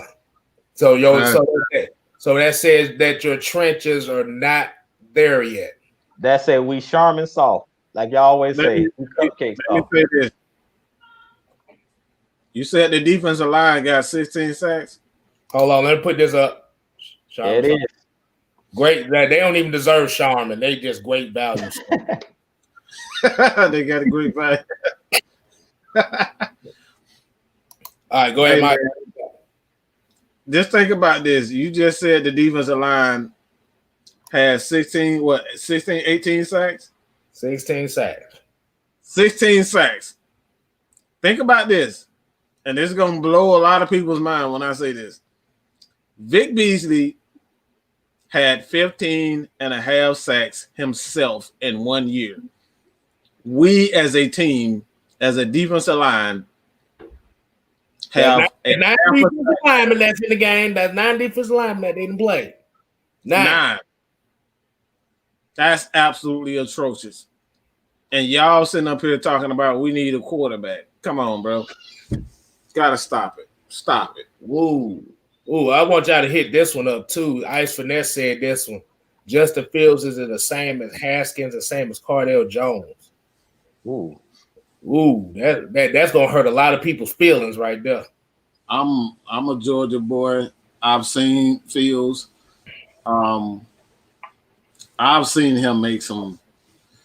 I haven't really seen him like that's what really. I'm not even gonna say that. I haven't seen enough out of him as a passer to get any type of feeling whether or not he can be good or bad. That's not good at all for any quarterback that's going. We're talking about coming out of college. I don't know. I haven't seen enough film on him as a passer. That's troubling. For a guy that's a junior, that's troubling. You want a guy that it's like going for a job interview and they ask you, do you have experience in this? Do you have experience here? You say, no, I don't really have experience. Then your ass ain't gonna get the job. They're not gonna get a job to no inexperienced guy. They're gonna get a job to a guy with the most credentials who's put in the work and they've actually seen him do it. Somebody can vouch for him. That's why they got what you call referrals. Somebody actually seen your work, okay?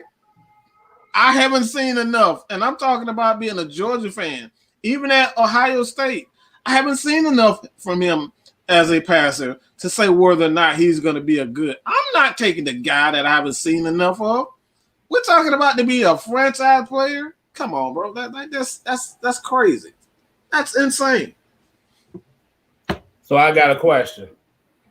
So since we're talking about Justin Fields and Ohio State, in the NFL, what would you think would be the percentage of snaps that a quarterback has to take under center? They take more under center than they take, depending on what scheme you in. But most of them, unless you're playing for the Arizona Cardinals, where they kind of running like a spread under Cliff Kingsbury, a lot of, especially here with the Falcons, we take all of our snaps under center, to be honest with you. Yeah. Other than when we go 4 wide. I just looked something up. Ohio State's offense takes snaps under center under 25% of the time. See, now, 80%, over 80% that you're in it gun, nah, bro, that ain't gonna work because if you don't have that, that hand comeback and footwork and experience under center, those are where those keys fumbles come in at hand. Those key fumbles, those key snaps that miss snaps that lead to turnovers, bro. No, hell no. I'm good on that, bro. Yeah, so that means they're in shotgun almost 80% of the time. 80% of the times. That's crazy. No, I'm good. Yeah. So if we're talking about the field, that means we're going to have to literally go to that Cliff Kingsbury offense in order for him to succeed. So which means your offensive line is going to have to be smaller than what it is. And another thing that actually gives the defense the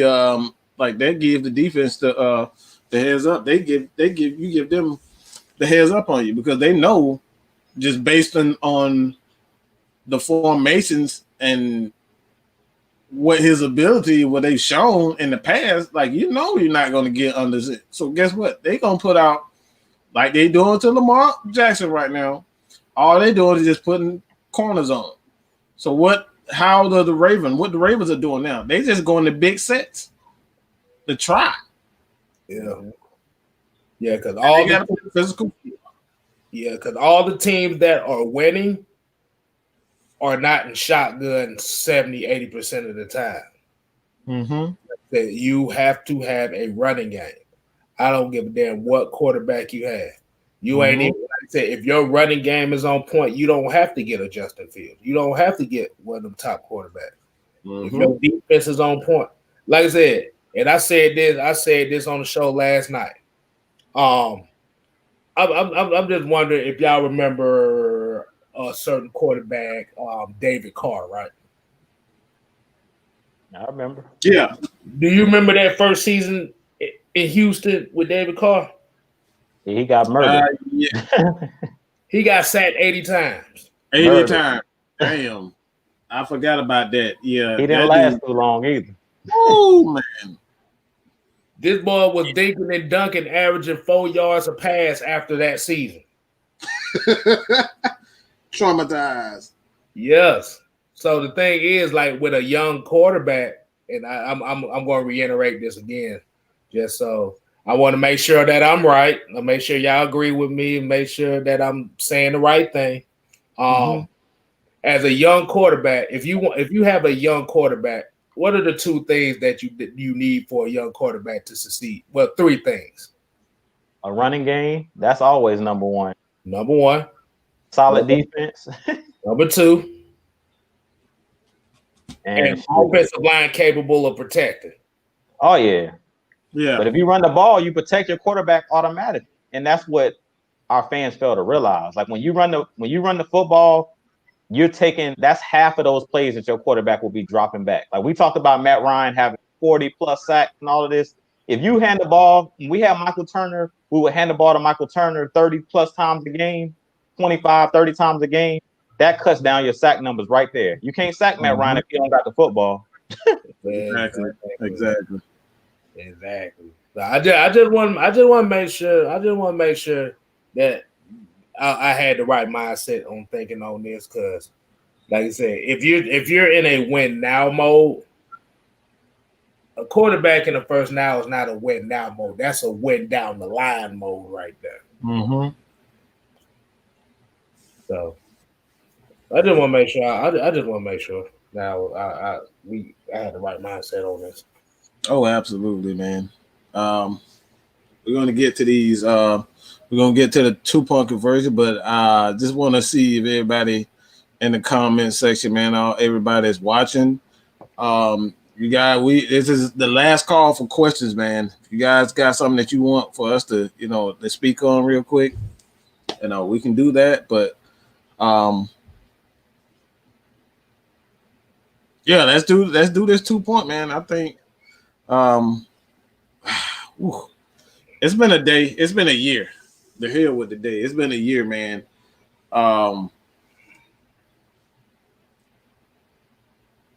You want to go, KStlyz? Who want to go? I mean, I could go. I can definitely. You can go first, man. Dude, I'm ready. Whenever you, I'm about to fire off. So hey. Hey, man. I'm gonna just say this. I'm gonna reiterate. This is not a Matt Ryan channel. Okay. I want to make sure you guys understand this. All right. This is a channel for everyone. Mostly Atlanta Falcons, because of course we Atlanta Falcons fans. But if you're a Saints fan, or you're a Kansas City Chiefs fan, hell, if you even it doesn't matter. Bucs fan, Tom Brady fan. If you guys want to come here and chat football and just, sit here and have fun and debate with us, you're more than welcome.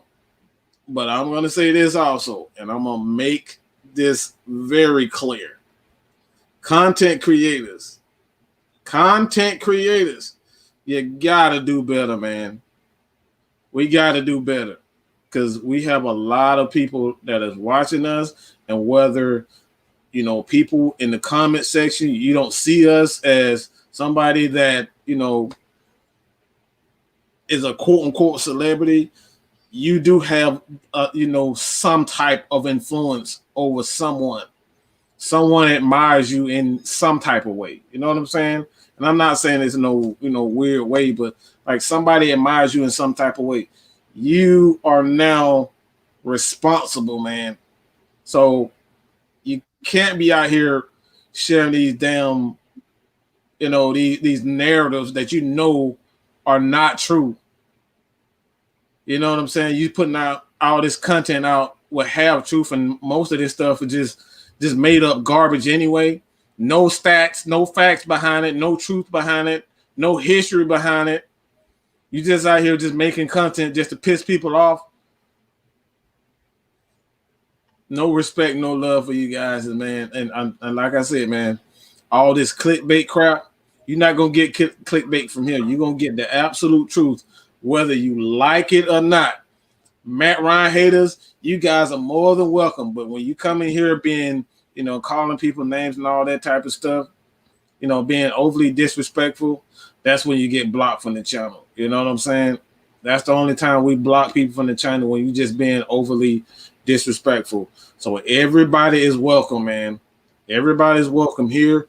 That's pretty much what I have to say. Jude, what you got, man? All right, man. So first off, I want to thank everybody for tuning in. This is the last game of the season, y'all. We made it through this rough 2020 season, but we continue to, ride it out with our team. We're real fans. So no matter who puts on that jersey, I'm always going to be a Falcons fan. I'm a Falcons fan before I'm a Matt Ryan fan. I know y'all think we talk a lot of trash about Michael Vick, and it's not really us talking trash. We're just giving you guys the stats and the facts.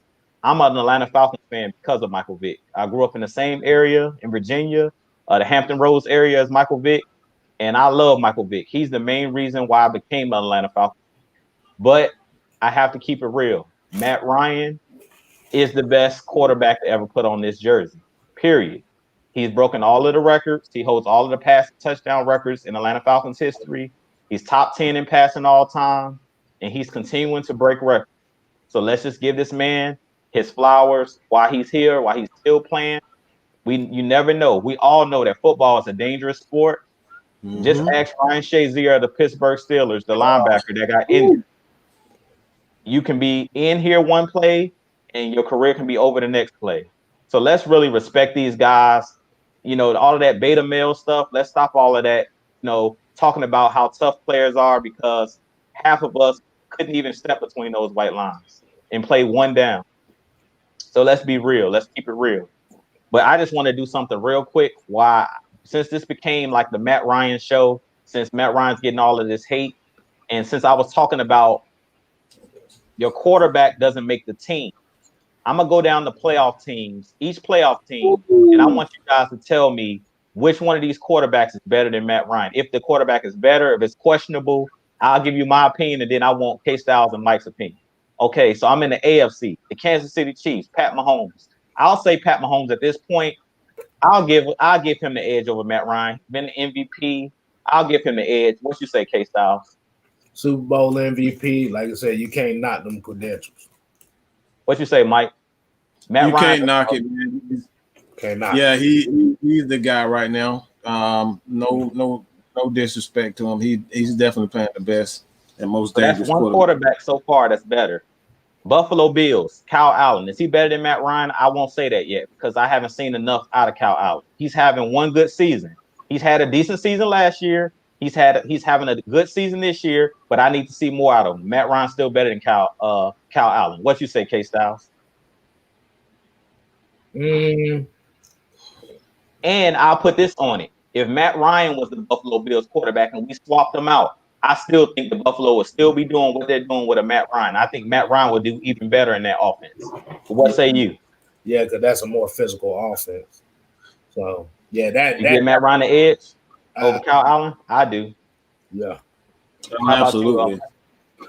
Yeah. Okay. Matt Ryan regard. Okay. I don't want to be too long, so I'm going to keep it short. Ben Roethlisberger, Pittsburgh Steelers. I think at this point. Hell. Yeah, at this point, Matt Ryan is way better than Ben Roethlisberger at this point. He just had the man that had elbow surgery. Let's be real. This dude had elbow surgery throwing pass. Exactly. This man was throwing tennis balls. Let's be real. Matt Ryan is better than this dude at this point. We don't even have to address that. Do we need to address Tennessee?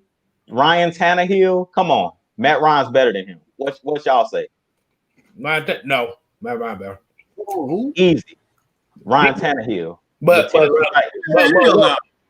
what do we say before that Tennessee had that Atlanta doesn't have? They got Thanos. Yeah, exactly. They're running behind Thanos. That's all you need to know. My point I'm trying to make really quick. Now my 2-point conversion about to be long. It's about to be a 10-point conversion. But the point I'm making is we just talked about it. These guys on better teams. They're not better than Matt Ryan. They're just on they're playing for better teams or got better coaches. The Miami Dolphins, they don't even have a quarterback. They got 2 quarterbacks in one. They got Fitzmagic and they got Tua. Matt Ryan better than both of them by a mile. In the playoffs. You guys? Defense off the chain, though. Baltimore, Lamar Jackson. Matt Ryan's better than Lamar Jackson. What say you guys? I don't think he's better. Athlete, Lamar's gonna have him, but as far as talking about pure quarterback, Lamar still got a way to go. And then this is a team that's on the border in the AFC, the Browns. We know he better than Baker Mayfield, so we're not going to have that conversation. We're not going to have that conversation. He ain't worth it. Let's go to the NFC because this one is going to get interesting. So Green Bay is the number 1 seed. Green Bay, I give Aaron Rodgers the edge over Matt Ryan. What say you guys? Aaron Rodgers, yeah, definitely. I can see that. He's playing much better. Yeah, I can say that. Okay. Drew Brees. Matt Ryan better than Drew Brees at this point. Drew Brees can throw the ball 30 yards with velocity. Let's be real. Matt Ryan got him. What say you guys?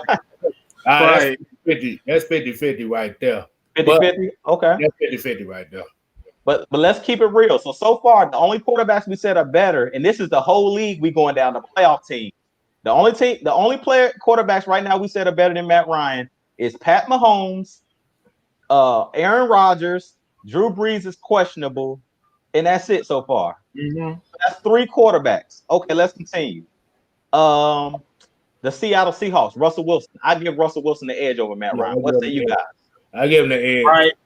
Right now, yeah. Right now, yeah. Okay, so that's 4 quarterbacks so far that we say is better out of 30-some teams in the league. Okay, we know he better than Alex Smith, the Washington football team. That's easy. Landslide, Matt Ryan. Tom Brady or Matt Ryan at this point in their career. Matt Ryan, easy. Matt Ryan, easy. KStlyz? Yeah. Easy. So that's only still 4 quarterbacks is better so far out of the list. And these are playoff teams.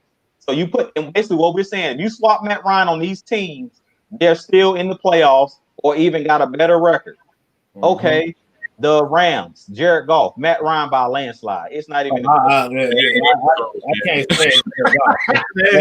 That's something like I said.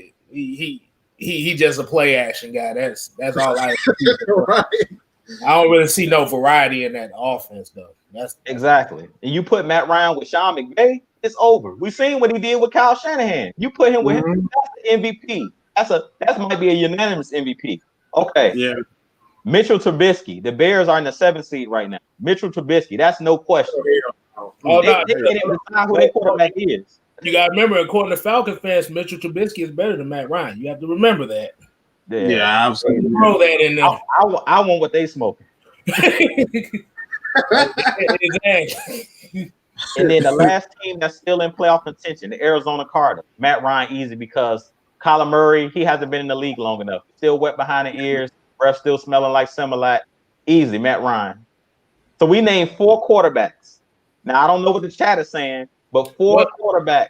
That's my 2-point conversion. It's only 4 quarterbacks in the league that we said is better than Matt Ryan. Pat Mahomes, Aaron Rodgers, Russell Wilson, and it was questionable Drew Brees. I say Matt Ryan's better than Drew Brees at this time because I think now people are living off the legacy of Drew Brees. If you could take one of those quarterbacks now for the next 3 years, you're taking Matt Ryan over Drew Brees if you're keeping it 100.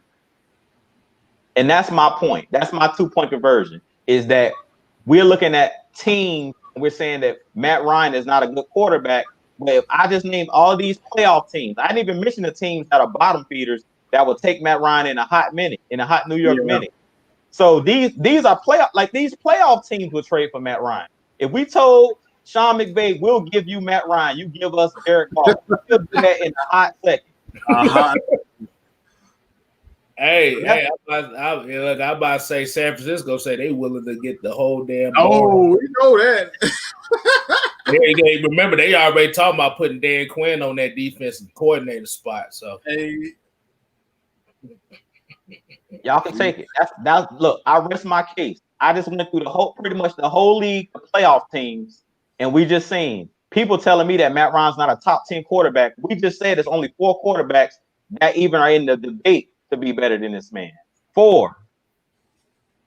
Let's be real. Let's keep it real. Meaning Matt Ryan is a top 5 talent in this league.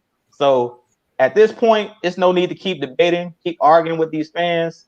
Just respect it. Matt Ryan's going to be here until he retires. Let's just respect it. Let's call a spade, and I'll let Mad Mike take it. Oh, man, goddamn, you going to skip me? Goddamn. Okay, I'll take it. My fault. You good, man? Because prove it, talking about these men have won Super Bowls. You do remember that a Super Bowl is not an individual achievement. Man, you gotta play defense. Y'all act like you ain't gotta play defense. That's not an individual achievement. That is a team achievement, which means the defense is on point for 4 quarters. That means the offense is on point for 4 quarters. That means the coach is on point for 4 quarters, and the special team is on point for 4 quarters. So, tell him, KStlyz. Joe Flacco got a Super Bowl. Where's Joe Flacco right now? Yeah. So in that case, Joe Flacco is a better quarterback than Matt Ryan. Trent Dilfer is a better quarterback than Matt Ryan. Let's see. Oh, Brad Johnson. Hold on. I got the list over here. I could look at this list right quick. Yeah. They basically said Trent Dilfer is a better quarterback than Matt Ryan ever would. Right. Come on, man. Nick Foles is a better quarterback. Said Nick Foles is a better quarterback than Matt Ryan. Nick Foles can't even start over Mitchell Trubisky. Let's stop playing, man. But I'm gonna go. But on a serious but funny note, I'm gonna definitely go with this 2-point conversion. Like I said, we appreciate everybody tuning in tonight. Like I said, regardless of what team affiliation you have, like I said, we appreciate you. It don't matter what you do. Like I said, you part of this family no matter what. Because at the end of the day, we all just chopping up football. So, like I said, you just make sure y'all tune in tomorrow for ATL and Sports Zone with Bit, Low, Country, Sports, and Terror Artist 404. Followed by Lush Exchange with Miss Maggie T. Miss Maggie T. In the damn comments at the damn fool. So like I said, if y'all listen to previous shows, this might be a show y'all might not want to miss. So y'all go ahead and check that out. We got Friday night film study with Big Low Country Sports, and whichever the hell one of us shows up, so you're gonna see it. It might be all of us. It might be all of us. So that Ron, I need to pull up. I don't usually pull up on film study, but I need to pull up that night. Mm-hmm. And like I said, we got Red Clay Sports Saturday mornings at 11 a.m. So make sure you check that out too. And like I said, hey, Jew, I was about to say a lot. Like I said, a lot of the chat will say like Josh Allen is up there. Like I said, Josh Allen's having a hell of a season. You act like a man. Y'all act like somebody hit a one long 3-pointer, and now all of a sudden he's Steph Curry. That's one 3-pointer. Shut up. Or you said they on the Andre Drummond shoot a 3-pointer. Exactly. Come on, man. Hey, look, Sean Jones over here talking about Quavo better than Matt Ryan. Quavo better than Matt Ryan. See, I know he bullshitting because he know that. but I'm gonna get on a serious note on this one. We're like I said, this is gonna go just to the Falcon fans as far as just how we interact with each other, because that's why I said that this year, definitely, as far as this upcoming draft, is going to be an interesting year, because the Falcon fan base is already split. As far as you got people that's going to ride with Matt Ryan, and you got the people that want to get rid of.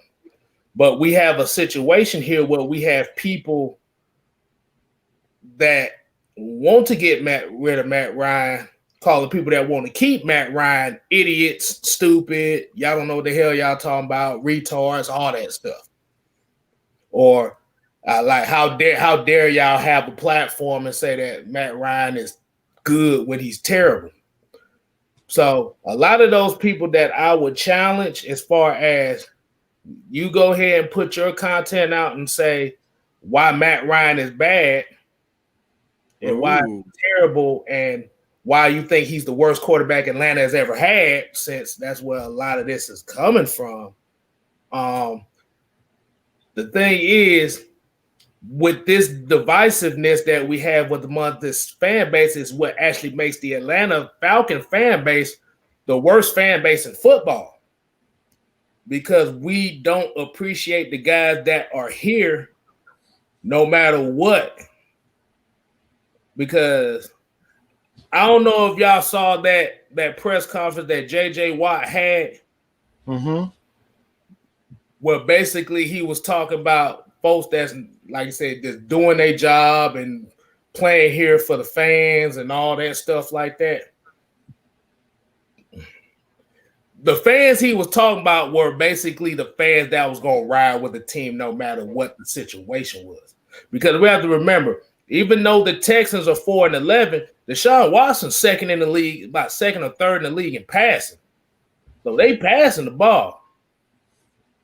But what I'm going at it is, Falcon fans do not need to be so divisive on the situation. Like I said, you can debate a situation, but when you get to a point where you start attacking people's character, manhood, and all that stuff because there is a difference of opinion from yours, then it becomes a problem. It's toxic. And like, for people that are like that, I would rather, I would rather cheer for, like I said, for me personally, even if the Falcons go 0-16, this is still my team. It don't matter who the quarterback is. Like I said, if Matt Ryan get traded in the offseason, that's fine. That's what the organization wants. But I'm going to show appreciation for what he did here regardless. Because if we be real honest with you, like I said, he could have been gone after year 3. Like I said, Julio Jones could have been gone after year 3. Like I said, you have to appreciate these guys that was willing to stick through the struggle. And this goes in life in general. The people that you have around you, if they're willing to stick with you through the struggle, them are the people that you want in your circle. Now, if you got people that's willing to throw you off the wayside because you didn't give them $5, and like I said, you don't want those people around you.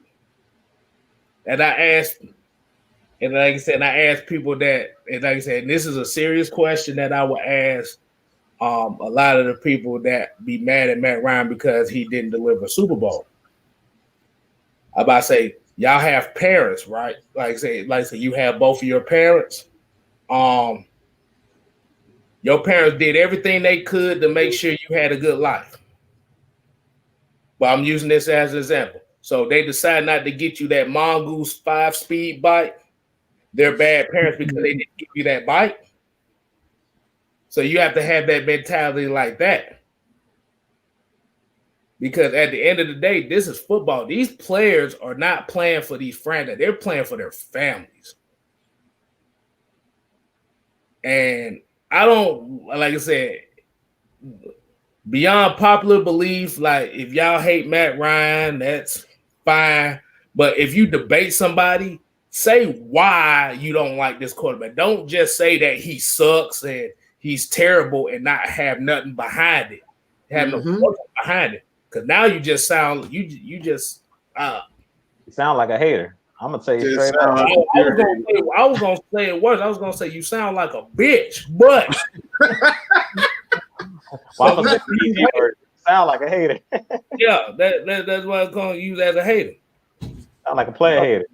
Player hater. Yeah. That's the player that got the wall. Like everybody got the Louis Vuitton suits and stuff. These motherfuckers walking around with the Kmart suit. Right. With the $13 Giorgio shoe, the $13 George shoes. So, like I said, if we debate it, like I said, if you debate with certain people, like I said, have some points behind you. Don't get personal. This, like I said, this is football. This is not supposed to be personal because we're not on the field playing the damn game ourselves. We just talking, like I said, we just talking as fans and fans of what we see. So, like I said, that's why I always say I keep my circle at least small enough to where I don't have to worry about that type of bullshit. And I know I've been cussing a lot here and all that stuff, but sometimes like what SpongeBob SquarePants said in that episode, cussing is sentence enhancers. That means people gonna listen. But like I said, at the end of the day, like I said, don't attack a man's character. If you don't like him, just say you don't like him. Don't hide behind him. Because God knows I don't like LeBron James. Everybody know that about me. I can't stand his freaking guts. But you respect this game, though. You respect this game, though, Mike. I respect this game, though, man. That's all. Like, yeah, that's everybody know I respect this game, man. I can't stand it over court. But you know what it is? That's like, that's just healthy debate, man. It's just all about healthy debate, healthy sports debate. I don't hate the man as a man. It's just all about the game. You know what I'm saying? So yeah, like I said, like Joy said, like I said, about why does it matter? It's their opinion. Like I said, the opinion is fine, but like I said, you have certain people that will attack us for having a different opinion from them, and that's where I'm coming from with that. Because, like I said, I'm gonna use my personal experience. Like I said, I ain't done YouTube this long. I'm new to this. Mm-hmm. It's been a couple times when I've been called a retard because I done said something that they didn't agree with, somebody didn't agree with. I got called a retard by a priest. You know how fucking weird that sounds? A guy that's supposed to be for the Lord, and I get called a retard because I didn't agree with what he said. Man, look, I've been called the dumbest person, and I've been called the dumbest Falcons fan. The dumbest. I've been called a lot of stuff. Exactly. So, like I said, we try not. We don't show them none of that energy. Like I said, we here for the people that's in this chat. Like I said, if you have a difference of opinion from us, like I said, that is fine. But once you get disrespectful and start attacking people's character, that's when you get blocked. Because it could get worse. You can get your ass roasted on this motherfucker. But we're trying to keep this a PG show. We won't stop. I keep going. KStlyz, tell them like Richard Sherman said, men lie, women lie, numbers don't lie. Exactly. Case closed. Exactly. Like I said, when Matt comes, the haters come. But like I said, if I defend Matt Ryan, if Mike defends Matt Ryan, if Juke defends Matt Ryan over here, like I said, it's nothing wrong with a debate. But once you start attacking a man's family because he don't agree with what you say, then we have a problem. And if you got a problem, if you got that kind of problem, then you come on the show and you you get your grievances out. Like I said, don't hide behind a image, don't behind an icon. Show your face. Show your face, please. That's all I say. Like I said, if you want to attack us personally, come on the show, show your face, and we can get it cracking for real. Mm-hmm. So that'll be the point right there. I guess that's it, man. We appreciate everybody for joining us again tonight. Not tonight. What the hell am I talking about tonight? Tomorrow night, 8:00, we got the ACL and Sports Zone. Once again, do not forget Lush Exchange with Nikki V and Maggie T. All right, they're gonna be up there talking about pussy. Damn, my bad. Damn it. See, this is why man Mike can't go on rants, because I can't control myself. Okay, I can't control myself. My bad, y'all. They talk about some adult stuff. All right, 18 and above. 18. So all you kids, if you're 17, 16, 14, 13, do not tune into Lush Exchange, because I don't want your mamas calling us, emailing us, hitting me on my channel. I ain't got nothing to do with it. Nothing to do with it.